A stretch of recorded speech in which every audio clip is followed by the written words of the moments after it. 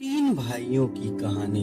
एक छोटे से गांव में जहां चारों ओर हरे भरे खेत और शांत वातावरण था, गणेश, नीतीश और सतीश नाम के तीन भाई रहे। गणेश सबसे बड़ा था और अपनी समझदारी के लिए जाना जाता। नीतीश मंझला था और हमेशा कुछ नया सीखने की धुन में रहता था, जबकि सतीश सबसे छोटा था और अपनी चंचलता और दयालु स्वभाव से सबका मन मोह लेता था। लेकिन सतीश की एक बात से उसकी माँ बहुत परेशान रहती। वह स्कूल नहीं जाना चाहता था। उसकी माँ हर सुबह उसे स्कूल जाने के लिए समझाती, लेकिन सतीश बहाना बनाकर घर पर ही रहता। उसकी माँ को चिंता थी कि अगर सतीश पढ़ा लिखा नहीं होगा तो उसे भविष्य में बहुत परेशानी होगी। एक दिन माँ ने सतीश को बड़े प्यार से समझाया, बेटा, पढ़ाई लिखाई बहुत जरूरी है।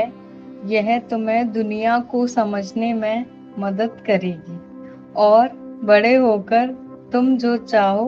माँ की आंखों में नमी थी और सतीश को पहली बार माँ की परेशानी का एहसास हुआ। उसने फैसला किया कि वो अपनी माँ को निराश नहीं करेगा। अगले दिन से सतीश ने स्कूल जाना शुरू कर दिया। शुरुआत में उसे थोड़ी बहुत मुश्किलों का सामना करना पड़ा, लेकिन उसकी सीखने की लगन और शिक्षकों के सहयोग से उसने जल्द ही पढ़ाई में मन लगने लगा। वह जितना चंचल था उतना ही तेजी से नई चीजें सीखता भी था। उसके बड़े भाई गणेश और नीतीश भी उसे पढ़ाई में मदद करते थे और उसे प्रोत्साहित करते थे। सतीश ने मन लगाकर पढ़ाई की और अपनी लगन और मेहनत से सफल इंसान बना। उसने अपनी शिक्षा का उपयोग गांव के विकास के लिए किया।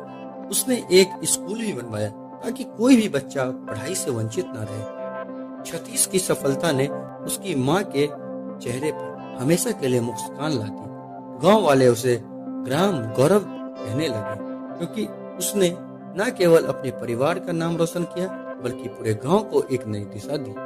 गणेश और नीतीश को भी अपने छोटे भाई पर बहुत गर्व था। सतीश की कहानी गांव में एक प्रेरणा बन गई कि अगर ठान लो तो कुछ भी हासिल किया जा सकता है और सबसे बढ़कर माँ की बात मानना हमेशा सही दिखता है।